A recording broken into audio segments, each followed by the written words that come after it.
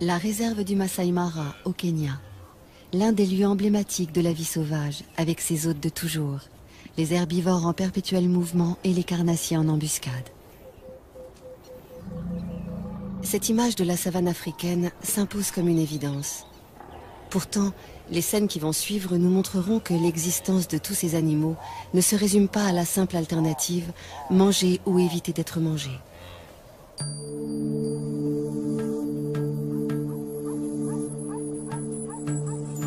Le jour se lève sur le Masai Mara, une savane arbustive qui s'étend sur 1500 km², près de la frontière de la Tanzanie.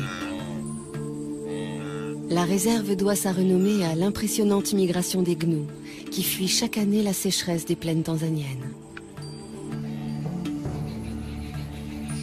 Au devant de la scène, une troupe de lions conduite par ce couple. Tout autour, les voisins qu'ils côtoient le plus fréquemment, zèbres, gnous, éléphants, impala, girafes.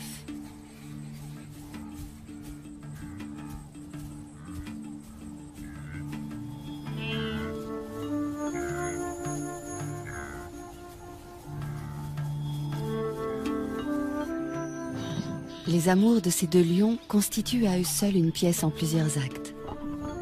Le mâle a tout pour lui. Une magnifique crinière, un port altier, des yeux de velours dont il dévore sa partenaire. Mais elle se fait prier. C'est son rôle. Et celui du mâle est pour l'instant de la suivre comme son ombre.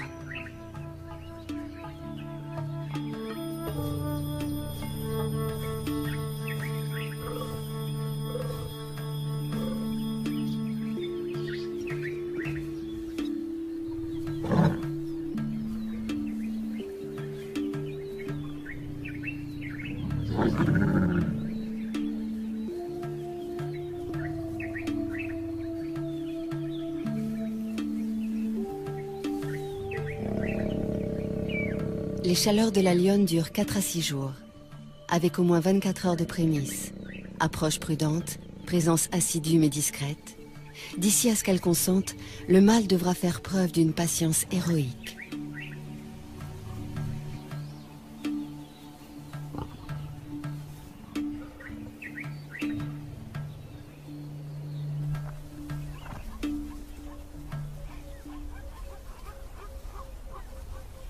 Pourquoi tant d'herbivores dans le Masai Mara?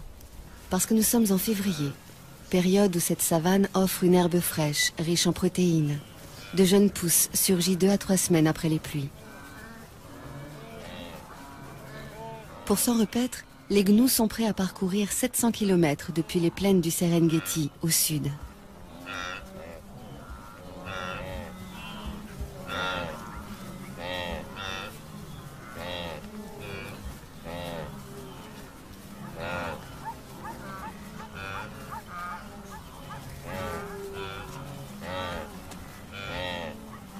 Les zèbres font le voyage eux aussi, en bonne compagnie avec les gnous.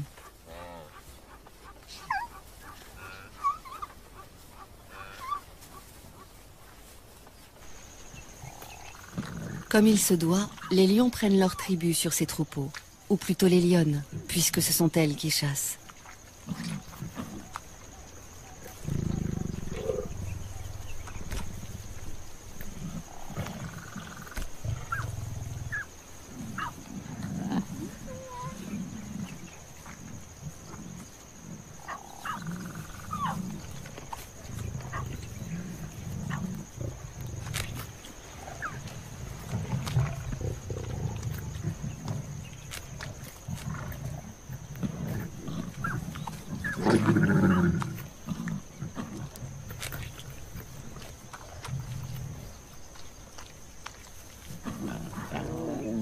Entre les lionnes, il n'y a pas de préséance.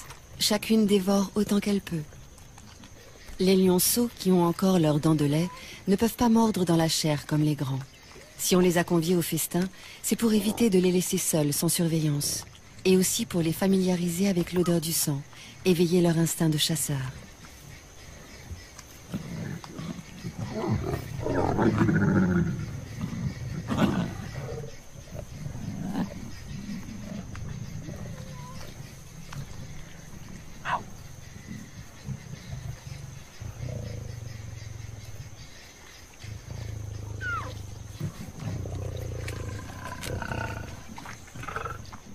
Celle-ci est la plus experte de la troupe. C'est elle qui dirige les opérations lors des chasses collectives. Une fois rassasiée, elle surveille les alentours. Une aussi belle prise pourrait attirer une troupe rivale, et alors gare aux petits.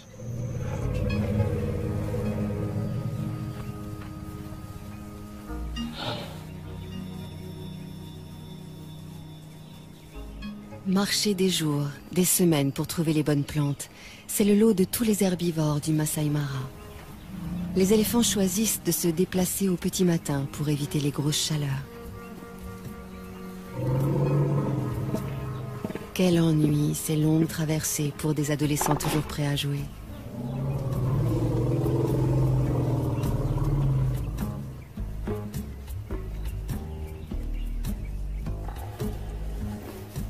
C'est la matriarche, une éléphante âgée et expérimentée qui prend systématiquement la tête du cortège.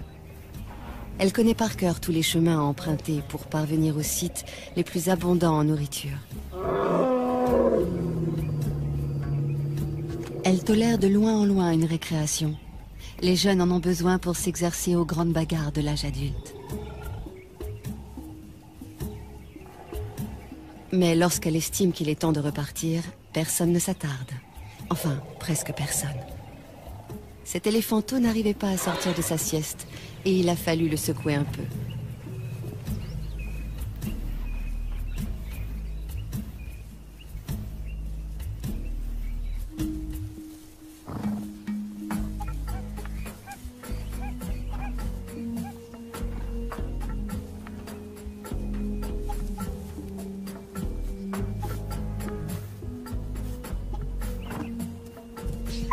Un étalon pour plusieurs juments qui lui restent fidèles toute leur vie. Les petits harems que forment les zèbres de Burchell vivent plutôt harmonieusement, avec juste les querelles d'usage. Du moins tant que ces différentes familles peuvent s'isoler les unes des autres. Mais à l'époque des migrations, surtout si elles coïncident avec celle des amours, la promiscuité génère de violentes rivalités entre les adultes.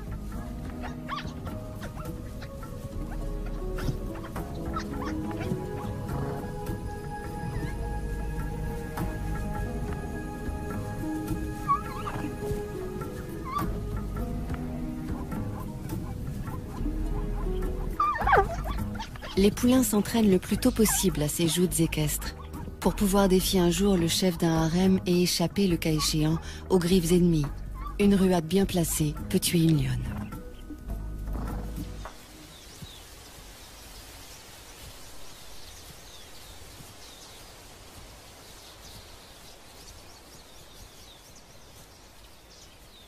Quand on a la tête perchée à plus de 5 mètres du sol, on repère facilement les dangereux carnivores. C'est l'un des avantages de cette morphologie insolite. L'autre étant de pouvoir atteindre les sommets des arbres inaccessibles aux herbivores lambda.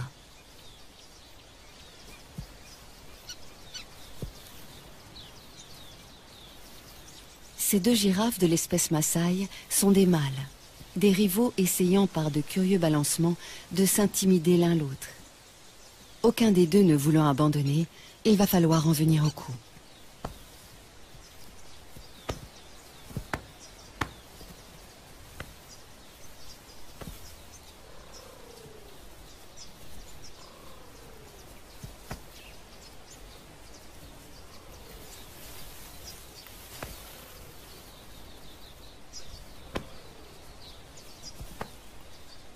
Dire qu'avec ces mêmes gestes, en plus lents et plus doux, un couple de girafes peut se faire la cour.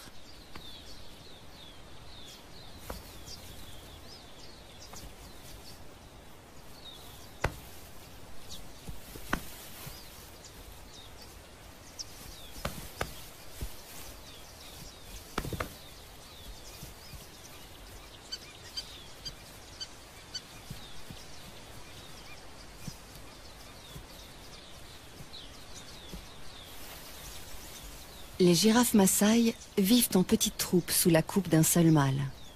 Le but de ces duels, aussi violents soient-ils, n'est pas de blesser l'adversaire, mais d'établir qui est le plus fort, qui pourra prétendre à la place de chef le jour venu.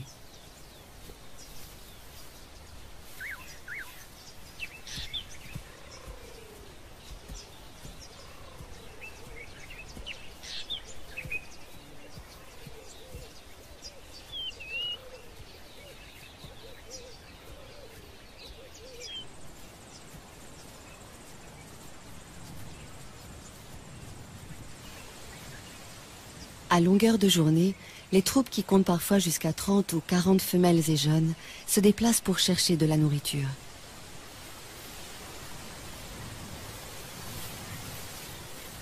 Leur plante préférée, l'acacia, qui à lui seul leur apporte toutes les vitamines voulues.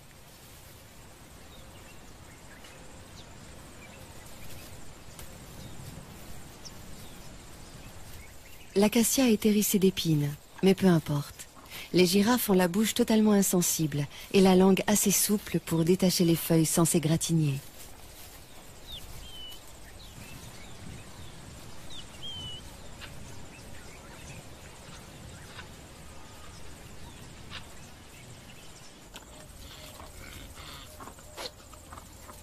Ces cornes joliment annelées font la fierté des mâles impala.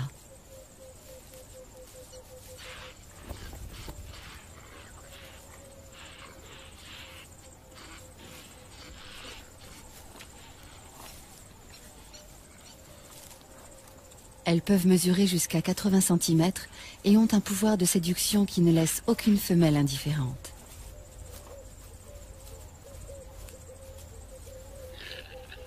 Pourquoi? Parce que la taille de cet attribut révèle la valeur de celui qui le porte et que ces dames veulent avoir affaire au meilleur géniteur.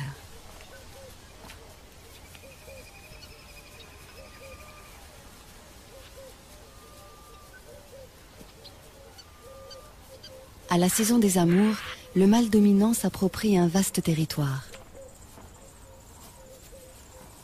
Les femelles qui traversent son fief sont à lui et il repousse quiconque essaie de les approcher. Une tâche exténuante, surtout que ces harems de 100 femelles ou plus attirent de nombreux prétendants fortement motivés.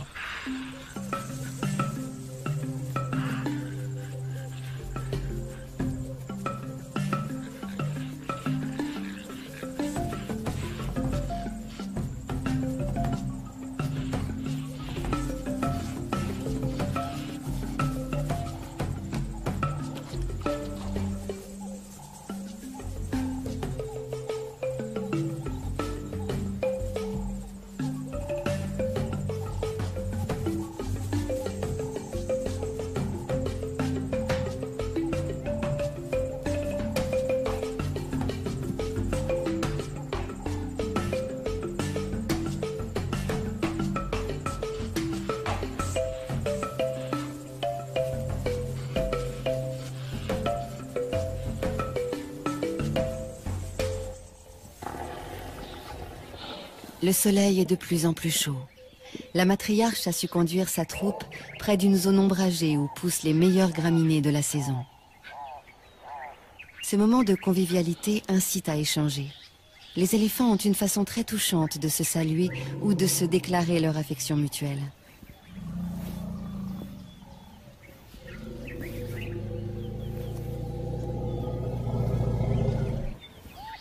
Quel extraordinaire outil que cette trompe!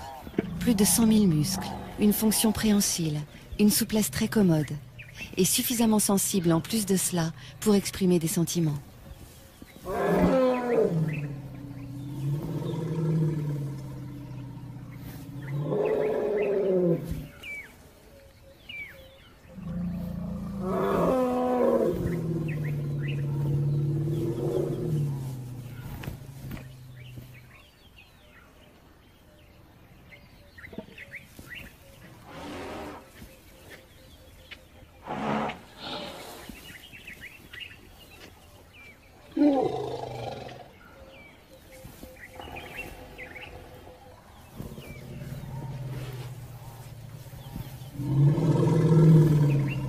Lors de ces pauses, les éléphantaux restent constamment sous bonne garde.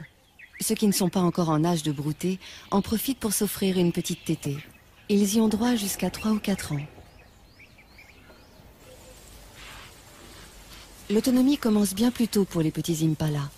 Ils ne sont allaités que pendant 5 mois, après quoi ils doivent brouter comme les adultes et surtout être capables de suivre le mouvement du troupeau.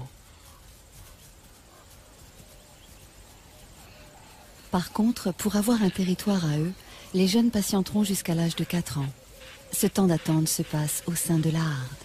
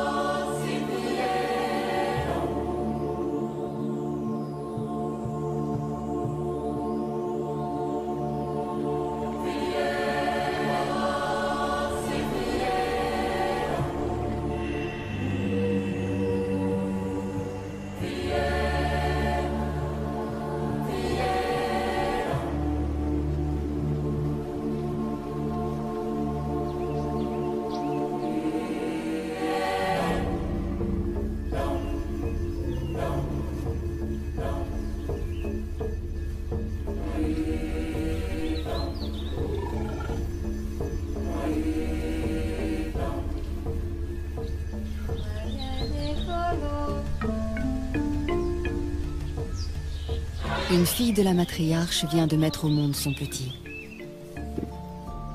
Il est déjà debout, mais bien chancelant encore. Et pendant un assez long moment, la mère et l'éléphante restés pour l'assister vont l'encourager à tenir sur ses pattes pour aller téter.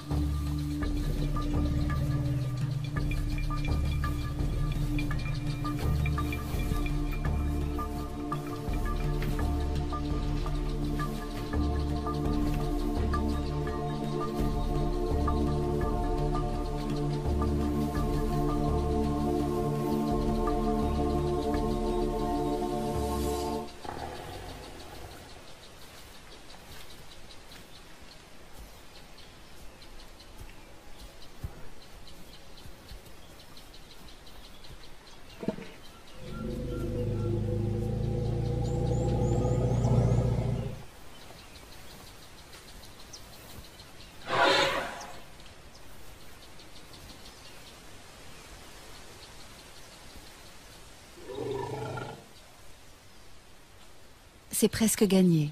Qu'il tète goulûment et il aura trouvé la force de vivre. Il grandira entouré de sa mère et de ses auxiliaires d'éducation. Tante, marraine, grande sœur. La doyenne de la troupe se charge instinctivement d'entretenir et de transmettre la mémoire collective de la famille. Elle sait où trouver les meilleures étendues d'herbe, aussi bien que les points d'eau. Et à la mi-journée, rien à faire. Il faut boire.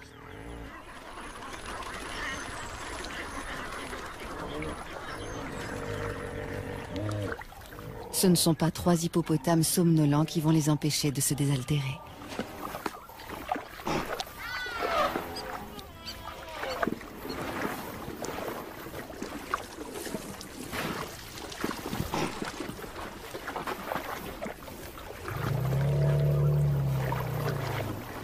« 60 litres d'eau par jour, c'est le minimum pour assouvir sa soif.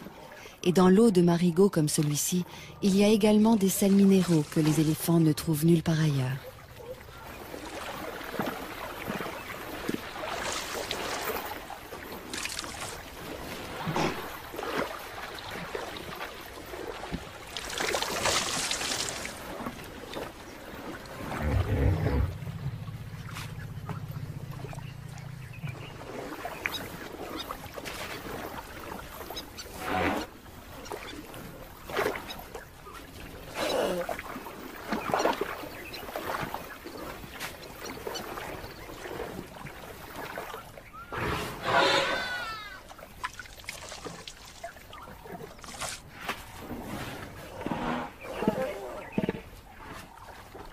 Les mares sont non seulement des abreuvoirs, mais aussi des points fixes où les mâles solitaires peuvent reprendre contact avec la troupe pour éventuellement s'accoupler avec des femelles.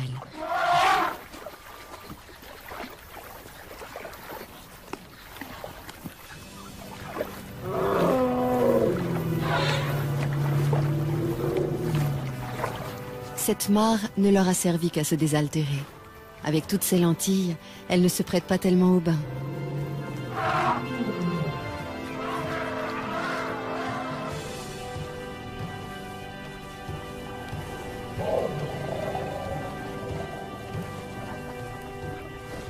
Le bain est indispensable pour éliminer les poux qui s'incrustent dans les replis de la peau. Bain classique dans l'eau, bain debout, tout aussi radical pour asphyxier les parasites, ou encore une douche de gadou.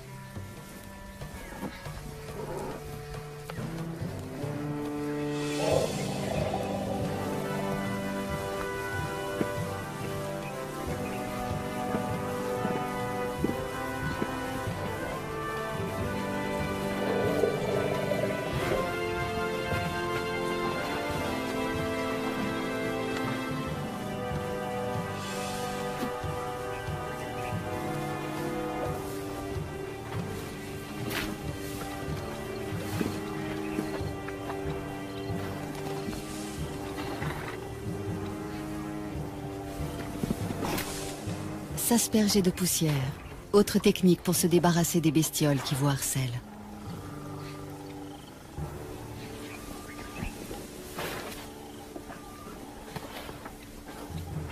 Pour les soins d'hygiène, les buffles s'en remettent à un nettoyeur professionnel, le pique-bœuf, ravi de trouver de la nourriture à si bon compte.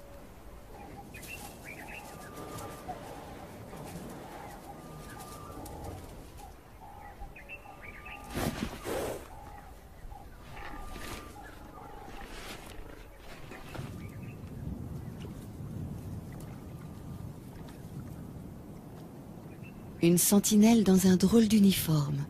Le jabiru du Sénégal, cousin des cigognes.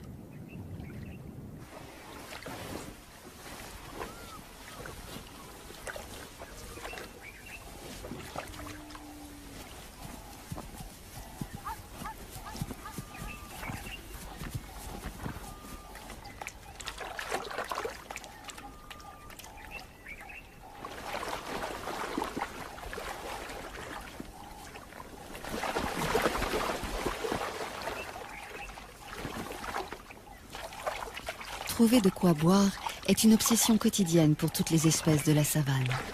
Chez les zèbres, un étalon est plus sûr de séduire des femelles s'il choisit un territoire près d'un point d'eau. Seulement, du fait même qu'il attire tant d'animaux, un point d'eau est à la fois source de vie et menace de mort. Car souvent les prédateurs sont embusqués non loin.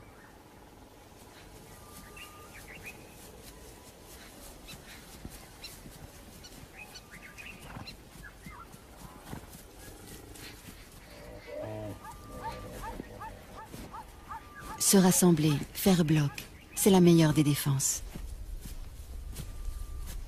Surtout ne jamais s'isoler du troupeau, les chasseurs n'attendent que cela.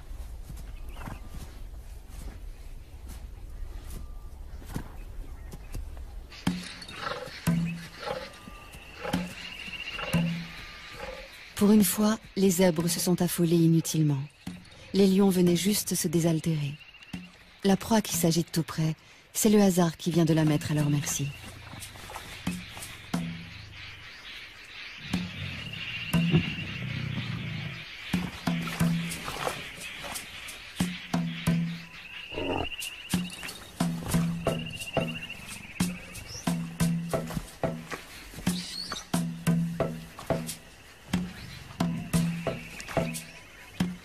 Le jeune mâle aussi a du mal à se dépêtrer de la vase. Mais hélas, moins que le zèbre lourdement handicapé par son poids.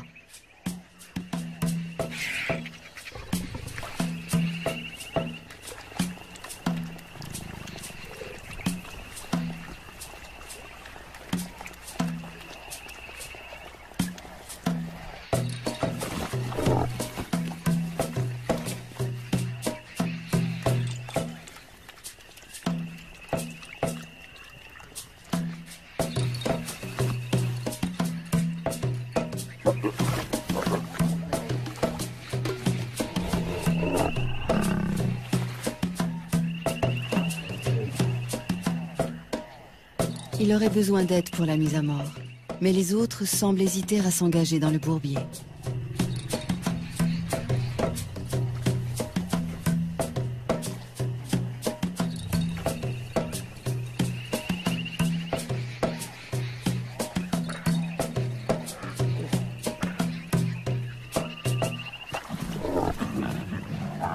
Certains préfèrent chahuter pour l'instant. Il ne leur reste plus beaucoup de temps pour ces jeux insouciants. À 3 ans, ils seront expulsés de la troupe, priés de se débrouiller seuls et de trouver ailleurs un groupe de femelles à séduire.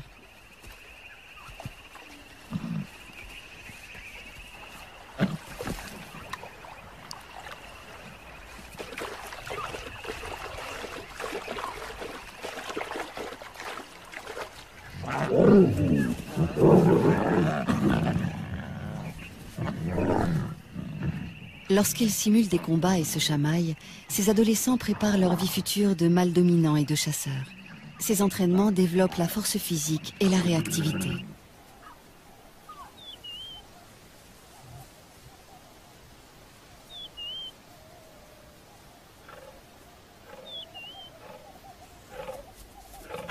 Quand la troupe est occupée ailleurs, une lionne se charge de garder les lionceaux. C'est une des règles de leur système communautaire, ne jamais laisser un petit seul.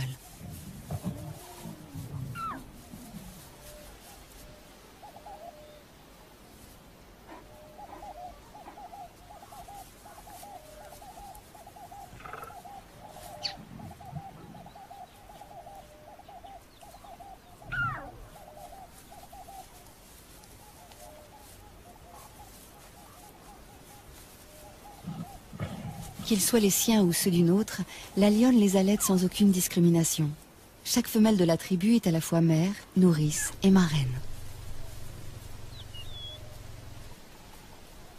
Pourquoi faut-il éviter à tout prix de laisser les lionceaux livrés à eux-mêmes? Par crainte des hyènes, qui peuvent rôder dans la savane, mais aussi à cause des lions eux-mêmes.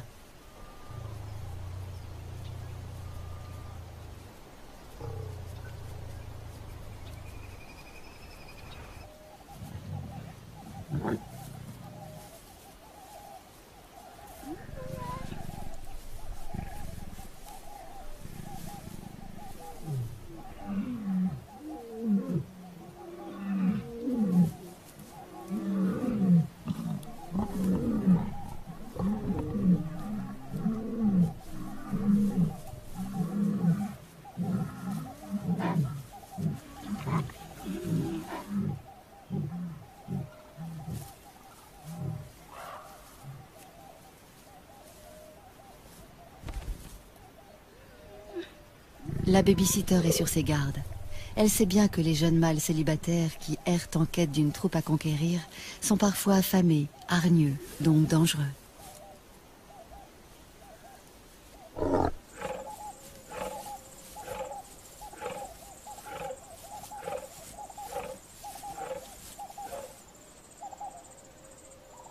Même lorsqu'il a déjà une ou plusieurs partenaires attitrés, les choses ne sont pas faciles pour un mâle. Le nôtre en est toujours aux manœuvres d'approche. Toutefois, il a bien avancé et peut espérer arriver à ses fins d'un moment à l'autre.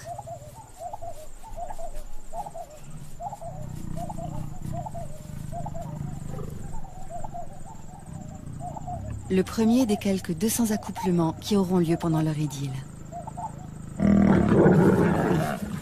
Désormais, il y en aura un tous les quarts d'heure environ.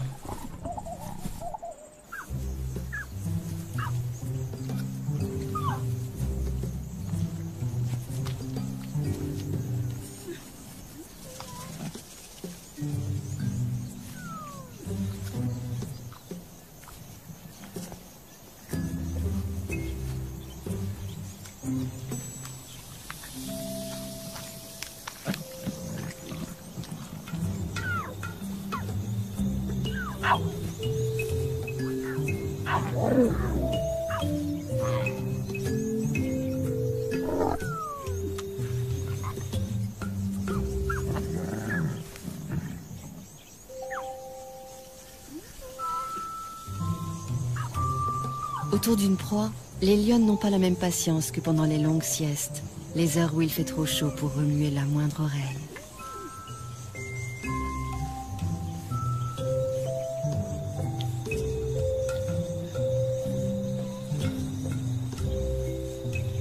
Encore que pour les lionceaux, les siestes se transforment immanquablement en bagarres sans fin.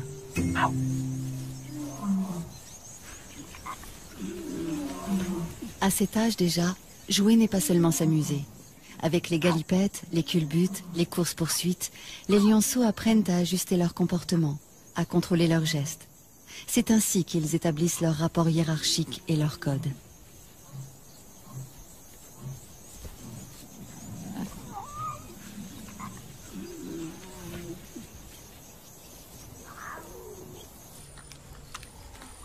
Une carcasse de seconde main, celle d'un gnou à demi dévoré déjà par une tablée de lions.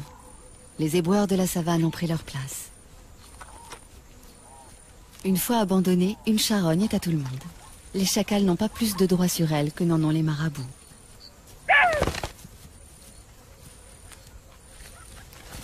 Harcelés par les marabouts, les chacals ont préféré s'en aller, mais non sans emporter un magnifique trophée, la queue du gnou.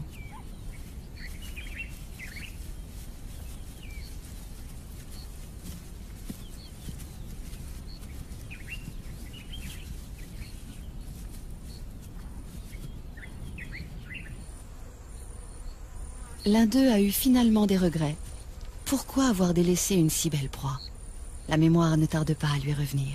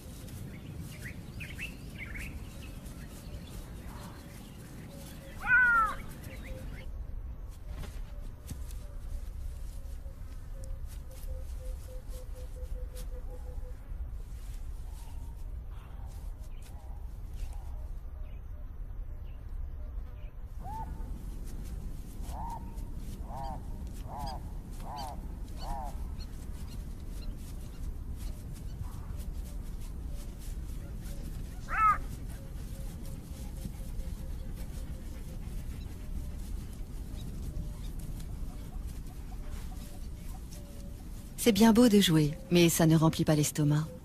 Et si l'on ne trouve pas de charogne, que reste-t-il? La chasse.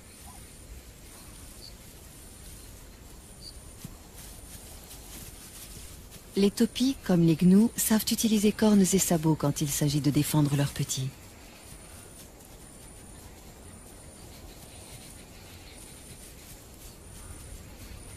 S'attaquer seul à 2 fois plus grand que soi, est-ce bien sérieux?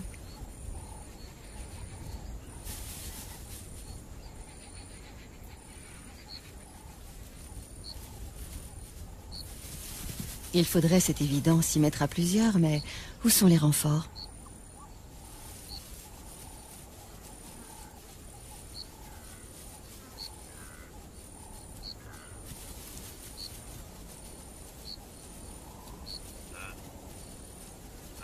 Les voici, mais trop tard. Tous les troupeaux sont en alerte.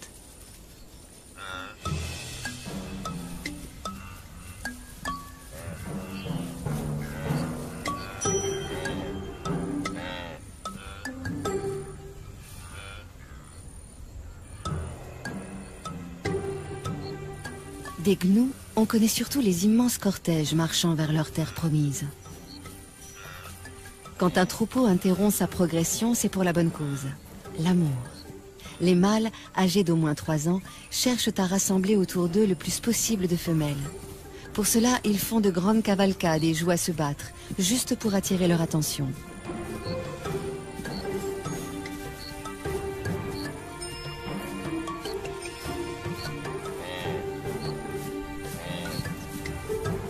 La frénésie et la nervosité des gnous les poussent parfois à des comportements étranges, comme dans la scène qui va suivre.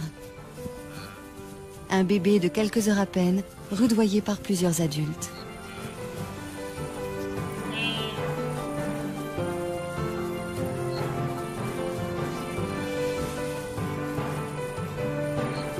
Veulent-ils l'entraîner à courir, pour lui apprendre qu'il faut toujours être prêt à fuir ou à suivre le troupeau sans trébucher? Ce n'est là qu'une hypothèse.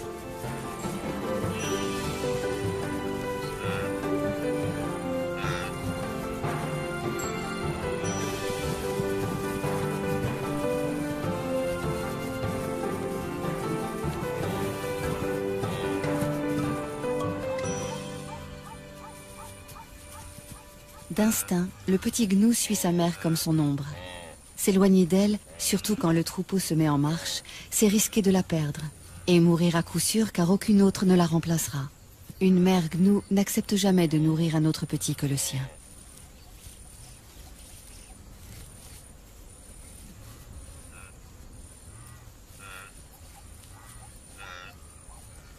Parce qu'il doit se lancer sans délai dans cette vie itinérante, le bébé gnou est le plus précoce de tous les herbivores. Il est debout et en état de marcher 10 minutes après sa naissance. Ensuite, il n'a plus qu'à suivre le grand mouvement collectif qui lui fera parcourir, s'il résiste à tous les aléas, des dizaines de milliers de kilomètres par an.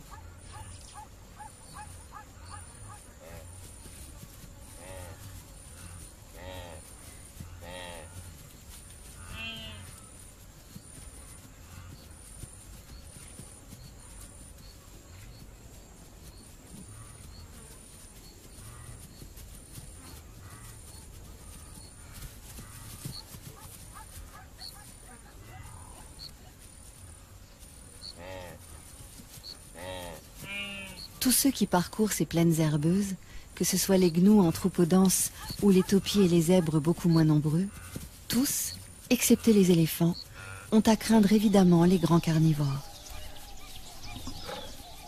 Notre tribu vient régulièrement puiser dans ce réservoir de proies, visant toujours les plus vulnérables, les bébés, les vieux, les infirmes.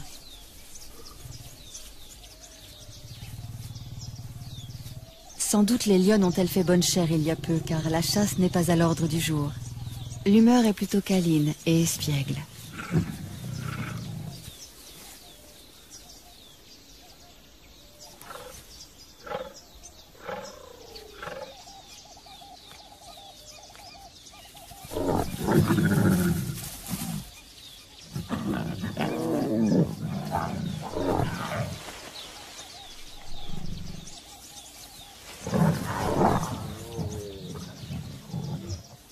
Les jeunes viennent de trouver un jeu très amusant qui nous rappelle quelque chose.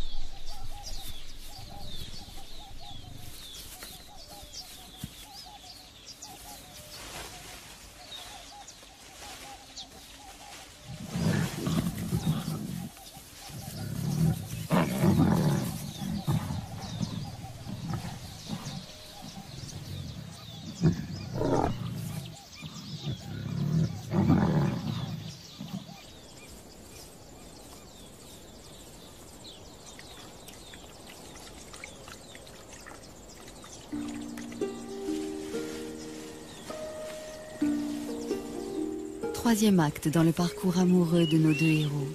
Roméo vient réclamer ou proposer une énième copulation.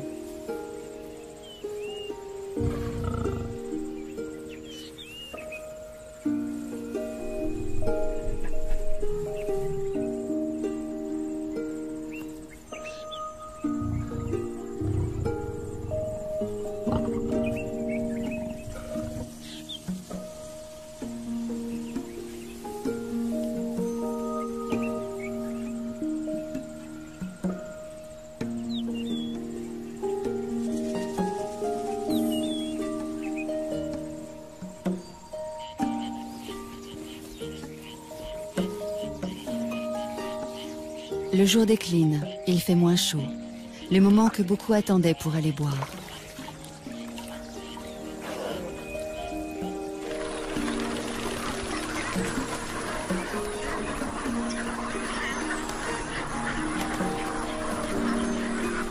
Autour de la mare des lions, tout semble palpiter au ralenti, comme si la fatigue de la journée se faisait sentir chez toutes les espèces. De ce côté, c'est même le repos complet. Certains, on les comprend, ont cédé à l'épuisement.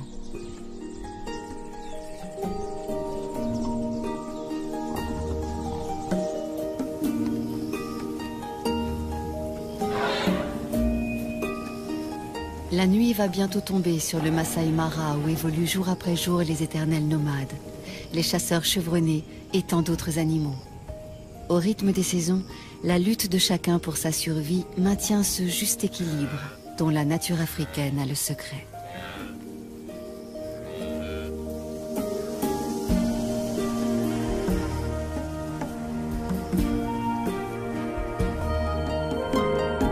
Demain, nous gambaderons dans la nature australienne à la rencontre d'un animal bondissant, le kangourou. Mais pour l'heure, cinéma. Un face-à-face entre Jean-Paul Belmondo et Charles Vanel dans L'aîné des fers chauds de Jean-Pierre Melville.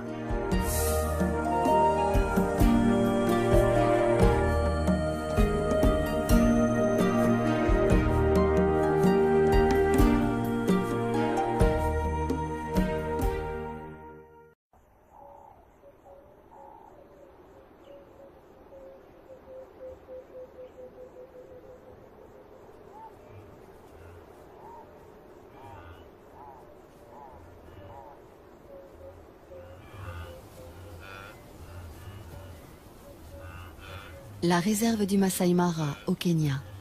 L'un des lieux emblématiques de la vie sauvage, avec ses hôtes de toujours, les herbivores en perpétuel mouvement et les carnassiers en embuscade. Cette image de la savane africaine s'impose comme une évidence.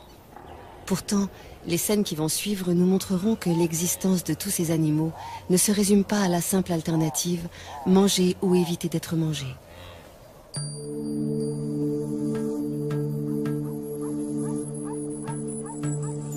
Le jour se lève sur le Masai Mara, une savane arbustive qui s'étend sur 1500 km², près de la frontière de la Tanzanie. La réserve doit sa renommée à l'impressionnante migration des gnous, qui fuient chaque année la sécheresse des plaines tanzaniennes. Au devant de la scène, une troupe de lions conduite par ce couple. Tout autour, les voisins qu'ils côtoient le plus fréquemment, zèbres, gnous, éléphants, impala, girafes.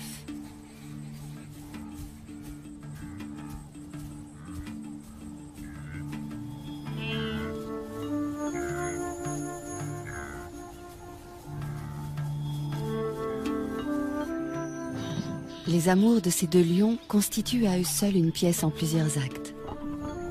Le mâle a tout pour lui. Une magnifique crinière, un port altier, des yeux de velours dont il dévore sa partenaire. Mais elle se fait prier. C'est son rôle. Et celui du mâle est pour l'instant de la suivre comme son ombre.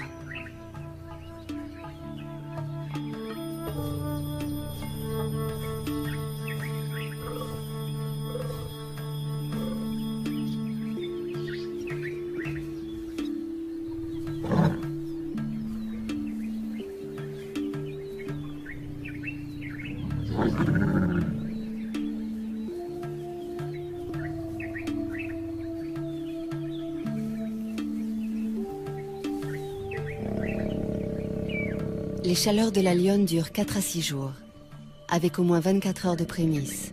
Approche prudente, présence assidue mais discrète. D'ici à ce qu'elle consente, le mâle devra faire preuve d'une patience héroïque.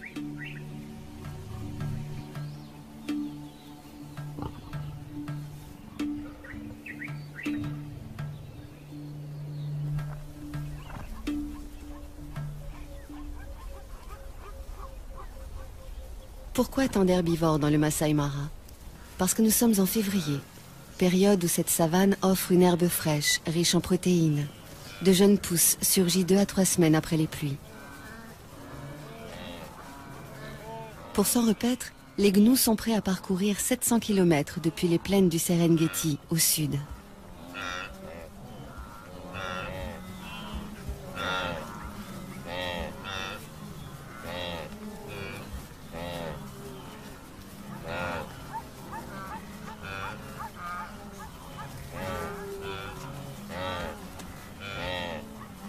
Les zèbres font le voyage eux aussi, en bonne compagnie avec les gnous.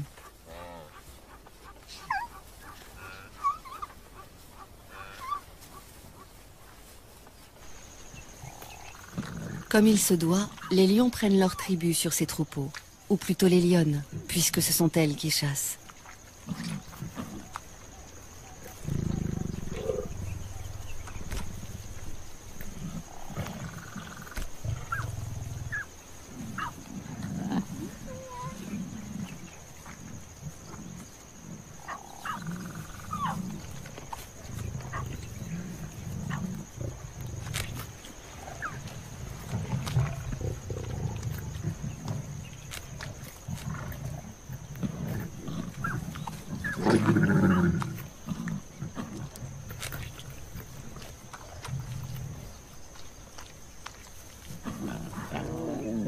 Entre les lionnes, il n'y a pas de préséance.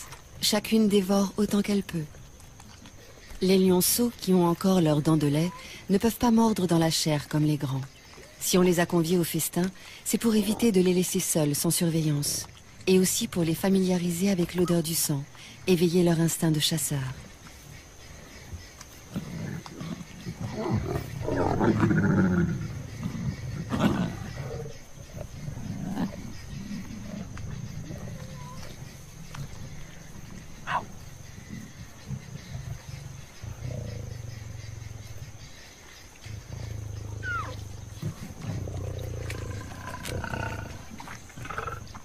Celle-ci est la plus experte de la troupe. C'est elle qui dirige les opérations lors des chasses collectives. Une fois rassasiée, elle surveille les alentours. Une aussi belle prise pourrait attirer une troupe rivale, et alors gare aux petits.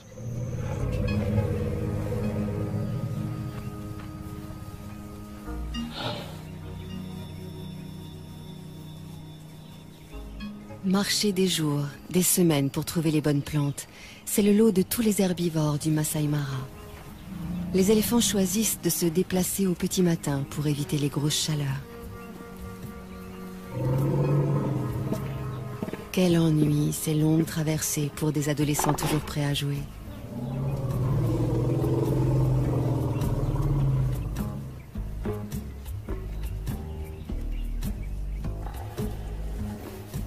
C'est la matriarche, une éléphante âgée et expérimentée qui prend systématiquement la tête du cortège. Elle connaît par cœur tous les chemins à emprunter pour parvenir aux sites les plus abondants en nourriture. Elle tolère de loin en loin une récréation. Les jeunes en ont besoin pour s'exercer aux grandes bagarres de l'âge adulte. Mais lorsqu'elle estime qu'il est temps de repartir, personne ne s'attarde. Enfin, presque personne. Cet éléphanteau n'arrivait pas à sortir de sa sieste et il a fallu le secouer un peu.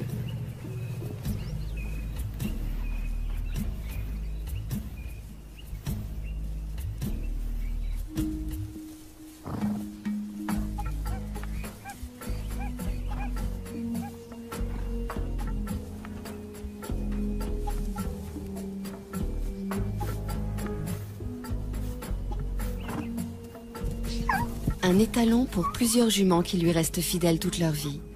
Les petits harems que forment les zèbres de Burchell vivent plutôt harmonieusement, avec juste les querelles d'usage.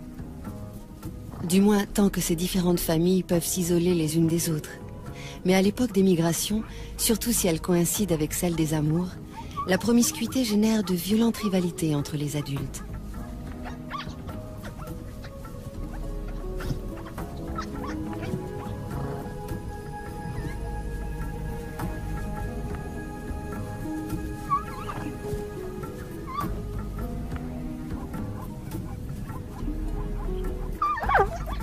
Les poulains s'entraînent le plus tôt possible à ces joutes équestres, pour pouvoir défier un jour le chef d'un harem et échapper, le cas échéant, aux griffes ennemies.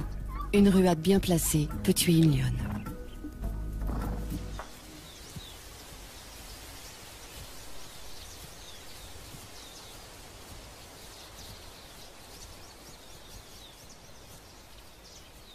Quand on a la tête perchée à plus de 5 mètres du sol, on repère facilement les dangereux carnivores. C'est l'un des avantages de cette morphologie insolite. L'autre étant de pouvoir atteindre les sommets des arbres inaccessibles aux herbivores lambda.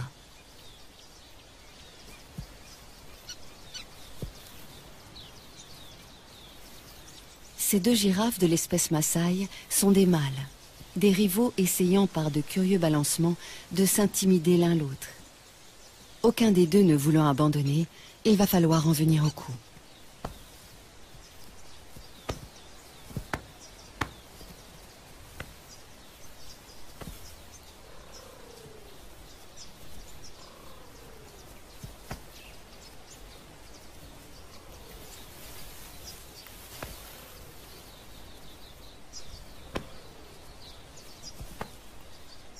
Dire qu'avec ces mêmes gestes, en plus lents et plus doux, un couple de girafes peut se faire la cour.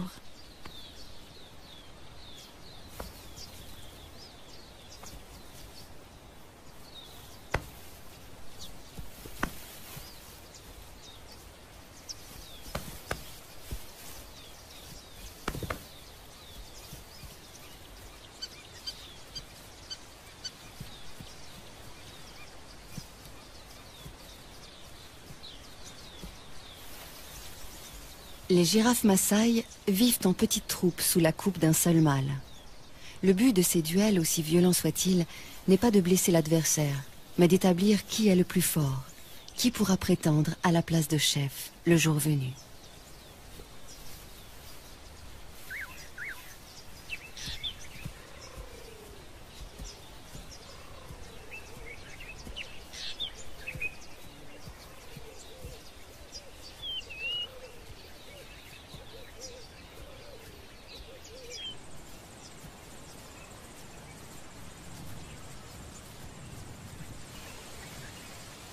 À longueur de journée, les troupes qui comptent parfois jusqu'à 30 ou 40 femelles et jeunes se déplacent pour chercher de la nourriture.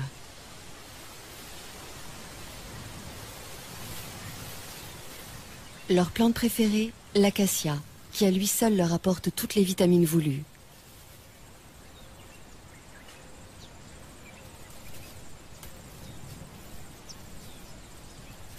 L'acacia est hérissée d'épines, mais peu importe. Les girafes ont la bouche totalement insensible et la langue assez souple pour détacher les feuilles sans s'égratigner.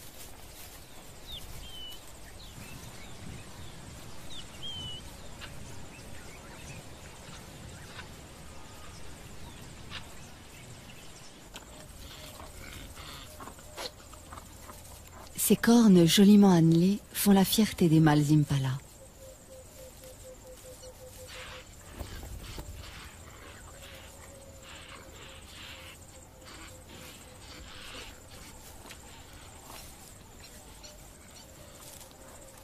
Elles peuvent mesurer jusqu'à 80 cm et ont un pouvoir de séduction qui ne laisse aucune femelle indifférente.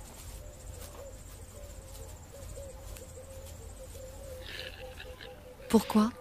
Parce que la taille de cet attribut révèle la valeur de celui qui le porte et que ces dames veulent avoir affaire au meilleur géniteur.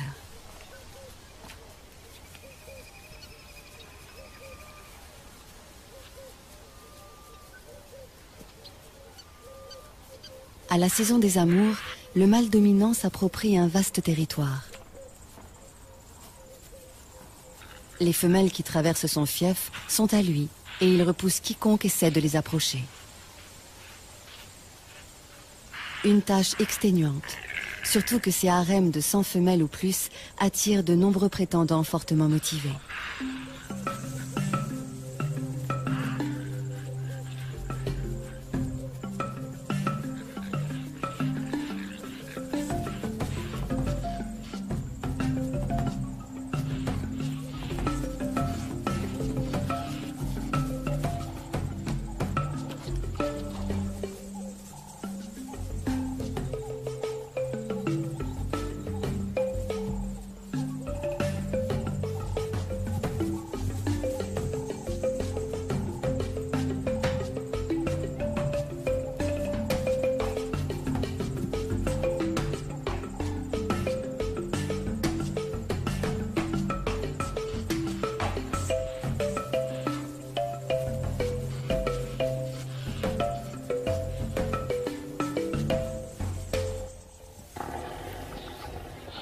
Le soleil est de plus en plus chaud.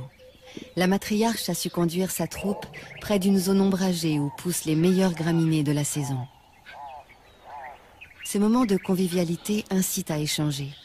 Les éléphants ont une façon très touchante de se saluer ou de se déclarer leur affection mutuelle.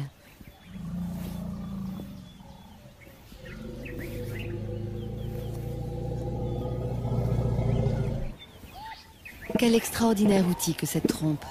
Plus de 100 000 muscles, une fonction préhensile, une souplesse très commode, et suffisamment sensible en plus de cela pour exprimer des sentiments.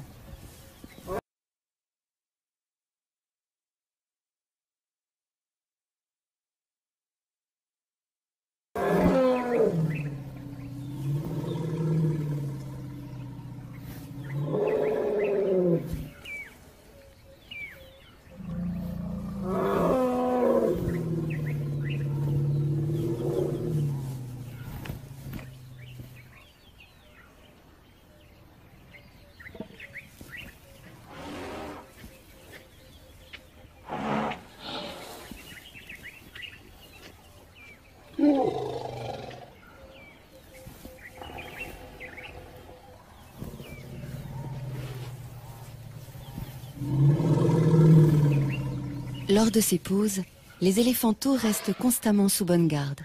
Ceux qui ne sont pas encore en âge de brouter en profitent pour s'offrir une petite tétée. Ils y ont droit jusqu'à 3 ou 4 ans. L'autonomie commence bien plus tôt pour les petits impalas. Ils ne sont allaités que pendant 5 mois, après quoi ils doivent brouter comme les adultes et surtout être capables de suivre le mouvement du troupeau. Par contre, pour avoir un territoire à eux, les jeunes patienteront jusqu'à l'âge de 4 ans. Ce temps d'attente se passe au sein de la harde.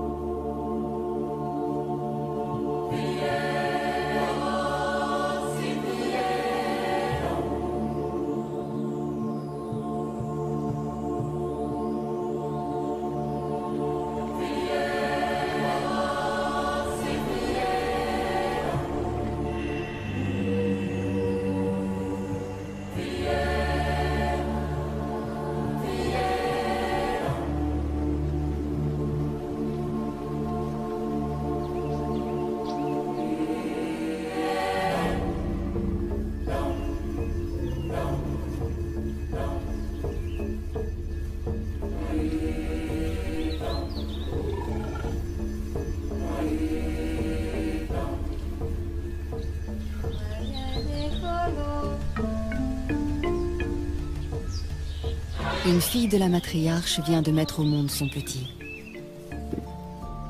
Il est déjà debout, mais bien chancelant encore. Et pendant un assez long moment, la mère et l'éléphante restés pour l'assister vont l'encourager à tenir sur ses pattes pour aller téter.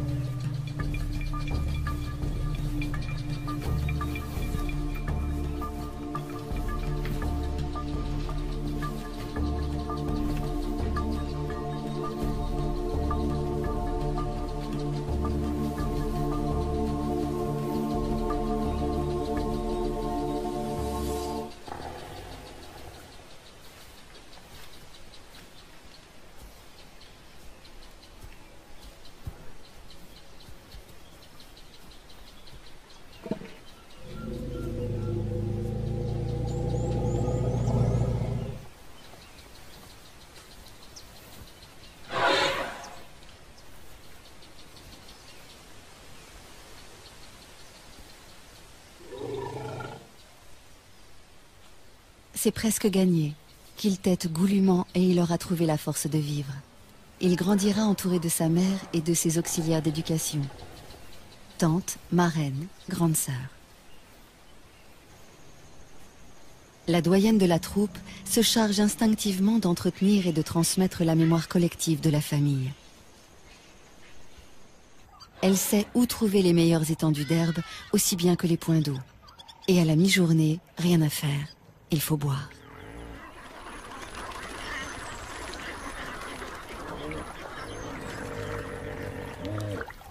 Ce ne sont pas 3 hippopotames somnolents qui vont les empêcher de se désaltérer.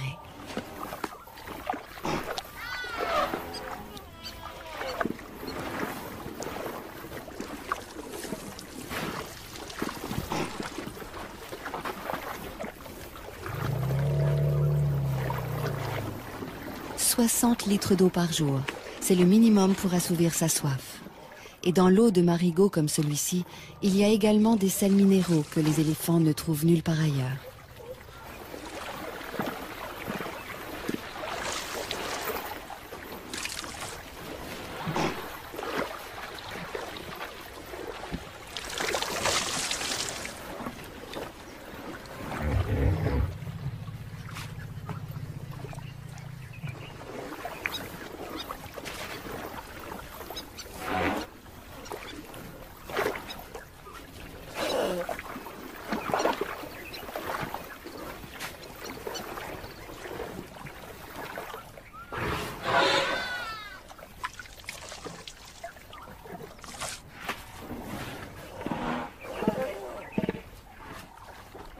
Les mares sont non seulement des abreuvoirs, mais aussi des points fixes où les mâles solitaires peuvent reprendre contact avec la troupe pour éventuellement s'accoupler avec des femelles.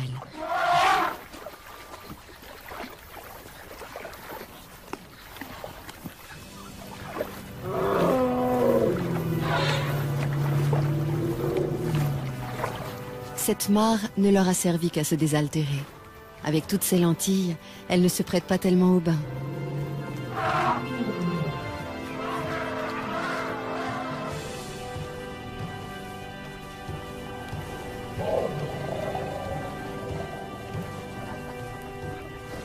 Le bain est indispensable pour éliminer les poux qui s'incrustent dans les replis de la peau.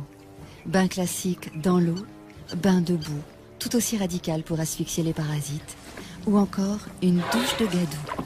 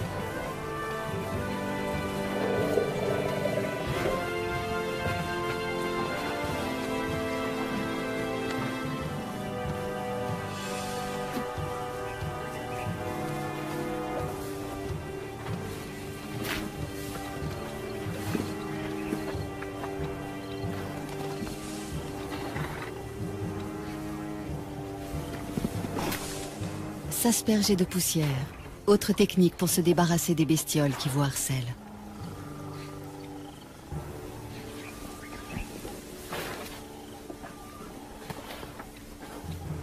Pour les soins d'hygiène, les buffles s'en remettent à un nettoyeur professionnel, le pique-bœuf, ravi de trouver de la nourriture à si bon compte.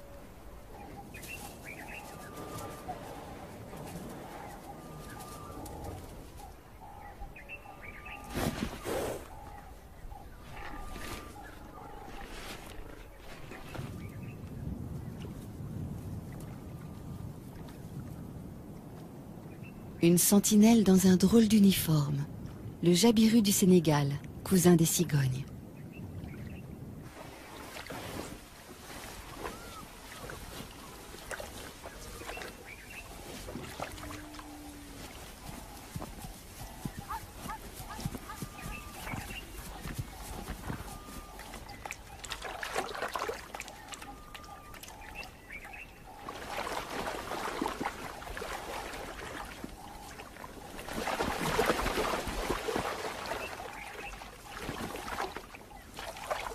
Trouver de quoi boire est une obsession quotidienne pour toutes les espèces de la savane. Chez les zèbres, un étalon est plus sûr de séduire des femelles s'il choisit un territoire près d'un point d'eau. Seulement, du fait même qu'il attire tant d'animaux, un point d'eau est à la fois source de vie et menace de mort. Car souvent les prédateurs sont embusqués non loin.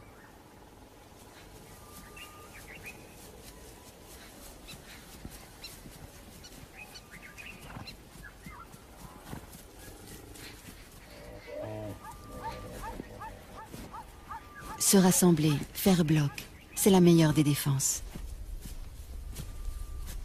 Surtout ne jamais s'isoler du troupeau, les chasseurs n'attendent que cela.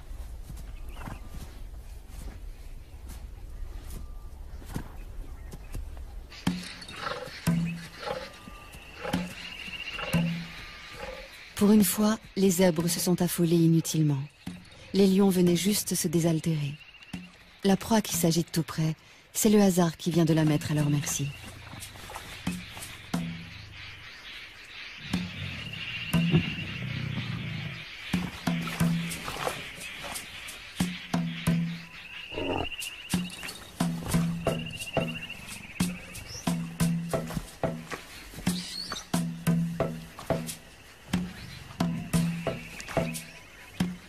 Le jeune mâle aussi a du mal à se dépêtrer de la vase, mais hélas, moins que le zèbre lourdement handicapé par son poids.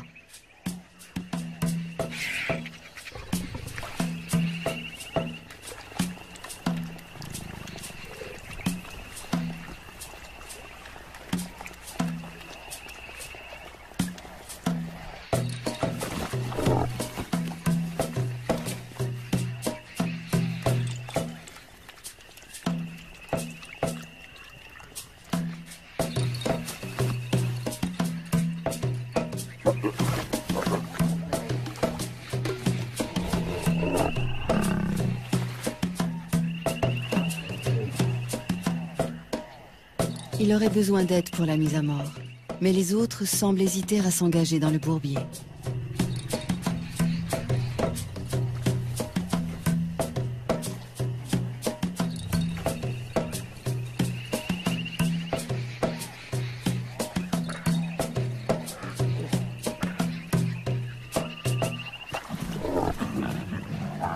Certains préfèrent chahuter pour l'instant. Il ne leur reste plus beaucoup de temps pour ces jeux insouciants. À 3 ans, ils seront expulsés de la troupe, priés de se débrouiller seuls et de trouver ailleurs un groupe de femelles à séduire.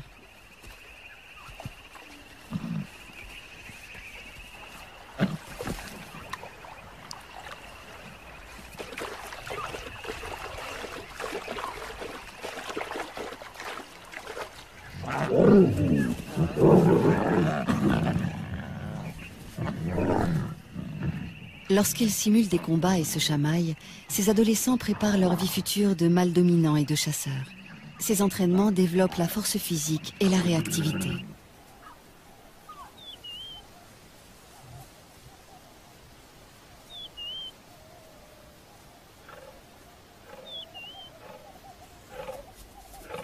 Quand la troupe est occupée ailleurs, une lionne se charge de garder les lionceaux. C'est une des règles de leur système communautaire. Ne jamais laisser un petit seul.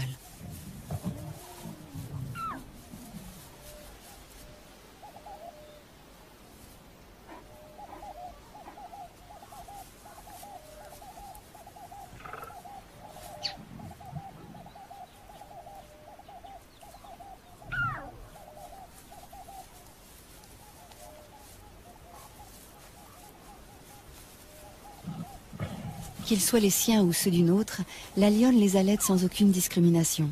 Chaque femelle de la tribu est à la fois mère, nourrice et marraine. Pourquoi faut-il éviter à tout prix de laisser les lionceaux livrés à eux-mêmes? Par crainte des hyènes, qui peuvent rôder dans la savane, mais aussi à cause des lions eux-mêmes.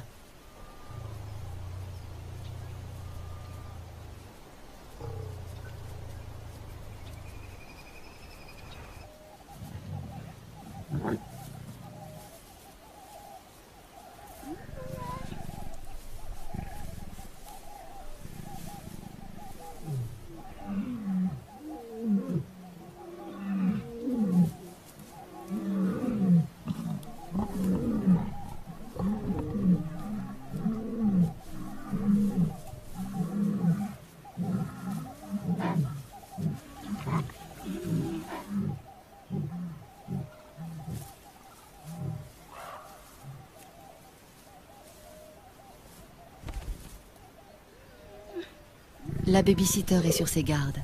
Elle sait bien que les jeunes mâles célibataires qui errent en quête d'une troupe à conquérir sont parfois affamés, hargneux, donc dangereux.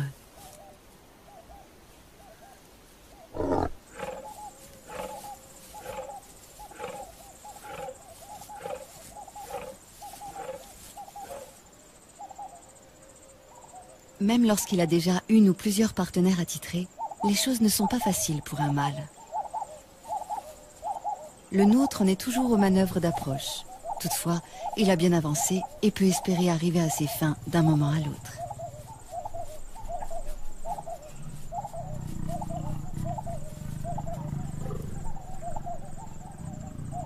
Le premier des quelques 200 accouplements qui auront lieu pendant leur idylle. Désormais, il y en aura un tous les quarts d'heure environ.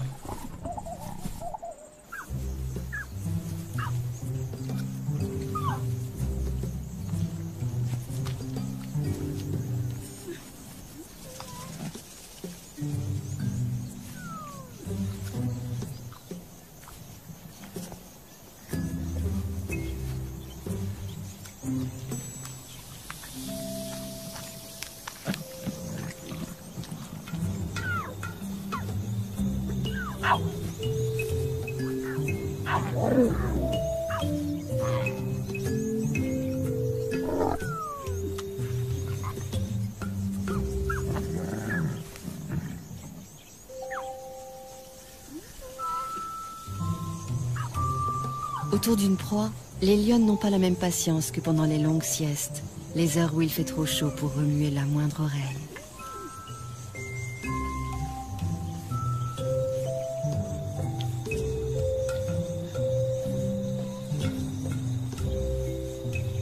Encore que pour les lionceaux, les siestes se transforment immanquablement en bagarres sans fin.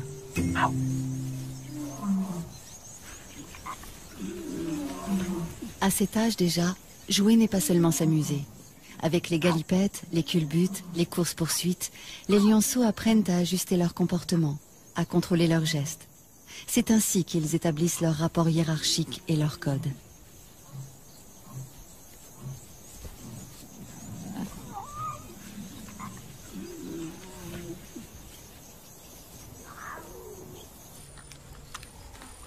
Une carcasse de seconde main, celle d'un gnou à demi dévoré déjà par une tablée de lions.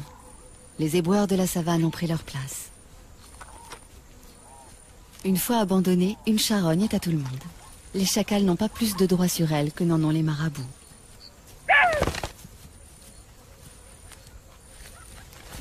Harcelés par les marabouts, les chacals ont préféré s'en aller, mais non sans emporter un magnifique trophée, la queue du gnou.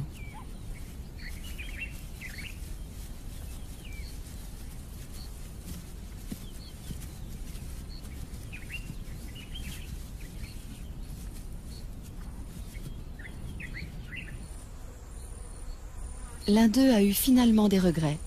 Pourquoi avoir délaissé une si belle proie? La mémoire ne tarde pas à lui revenir.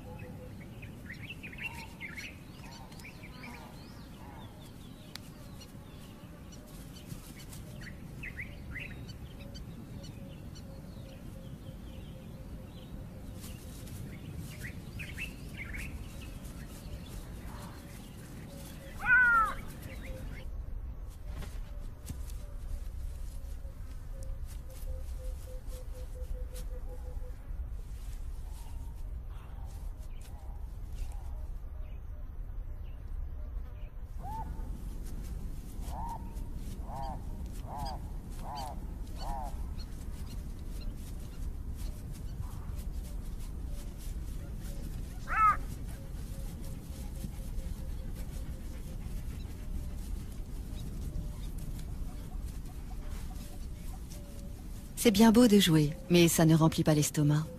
Et si l'on ne trouve pas de charogne, que reste-t-il? La chasse.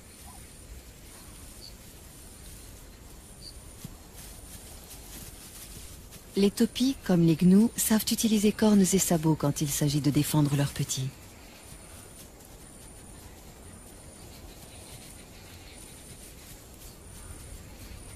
S'attaquer seul à 2 fois plus grand que soi, est-ce bien sérieux?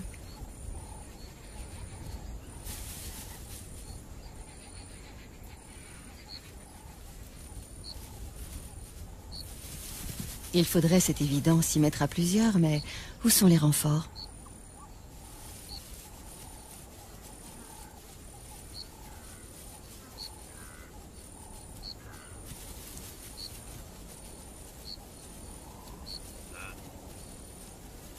Les voici, mais trop tard.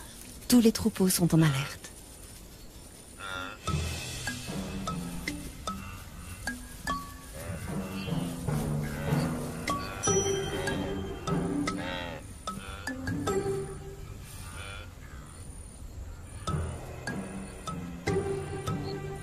Des gnous, on connaît surtout les immenses cortèges marchant vers leur terre promise. Quand un troupeau interrompt sa progression, c'est pour la bonne cause, l'amour. Les mâles, âgés d'au moins 3 ans, cherchent à rassembler autour d'eux le plus possible de femelles. Pour cela, ils font de grandes cavalcades et jouent à se battre, juste pour attirer leur attention.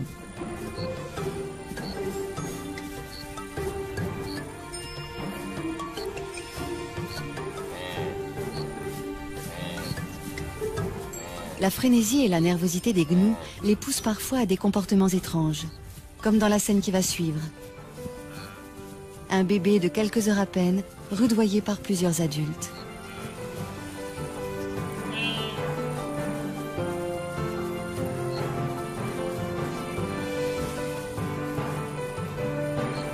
Veulent-ils l'entraîner à courir, pour lui apprendre qu'il faut toujours être prêt à fuir ou à suivre le troupeau sans trébucher?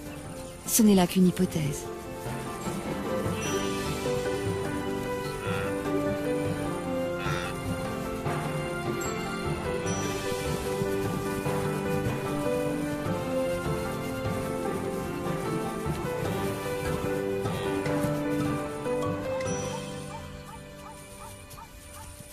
D'instinct, le petit gnou suit sa mère comme son ombre. S'éloigner d'elle, surtout quand le troupeau se met en marche, c'est risquer de la perdre. Et mourir à coup sûr car aucune autre ne la remplacera. Une mère gnou n'accepte jamais de nourrir un autre petit que le sien.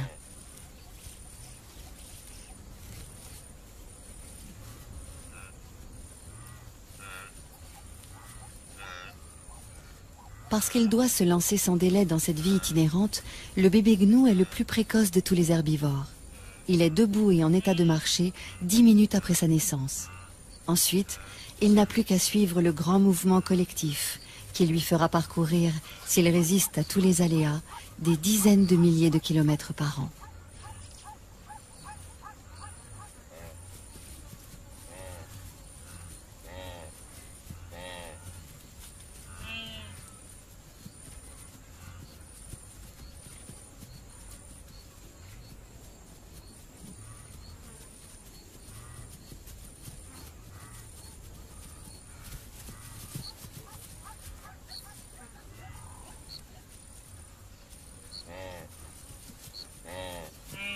Tous ceux qui parcourent ces plaines herbeuses, que ce soit les gnous en troupeaux denses ou les taupies et les zèbres beaucoup moins nombreux, tous, excepté les éléphants, ont à craindre évidemment les grands carnivores.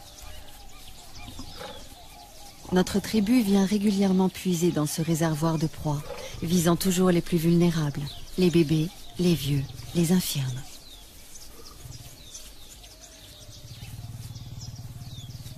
Sans doute les lionnes ont-elles fait bonne chère il y a peu, car la chasse n'est pas à l'ordre du jour. L'humeur est plutôt câline et espiègle.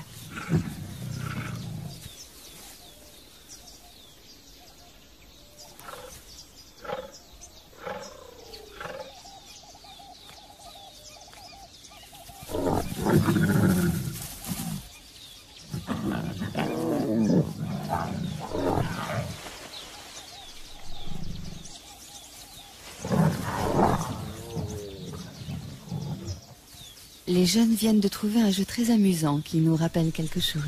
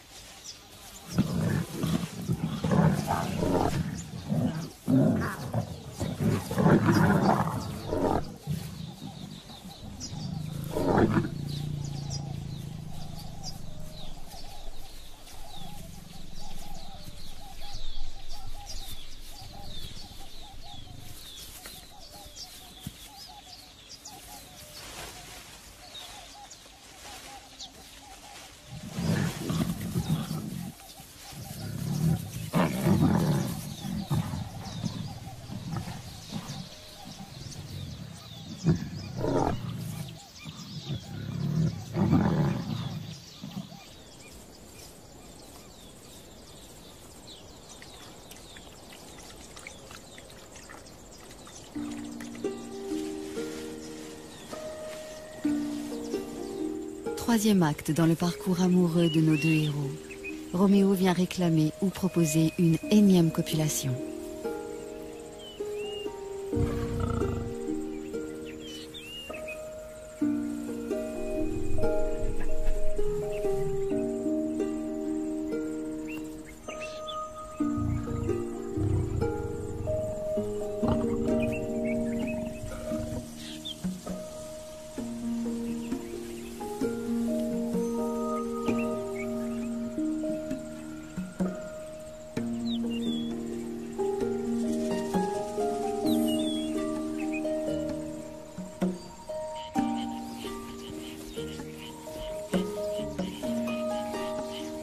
Le jour décline, il fait moins chaud.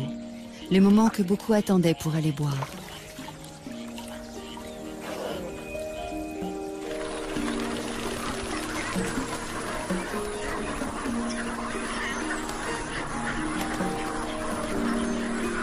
Autour de la mare des lions, tout semble palpiter au ralenti, comme si la fatigue de la journée se faisait sentir chez toutes les espèces.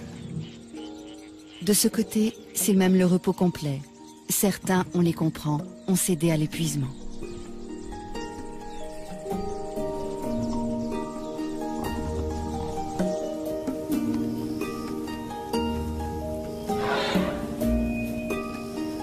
La nuit va bientôt tomber sur le Masai Mara où évoluent jour après jour les éternels nomades, les chasseurs chevronnés et tant d'autres animaux. Au rythme des saisons, la lutte de chacun pour sa survie maintient ce juste équilibre dont la nature africaine a le secret.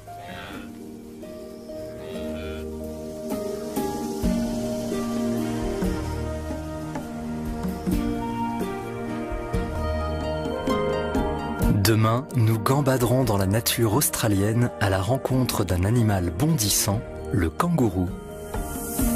Mais pour l'heure, cinéma.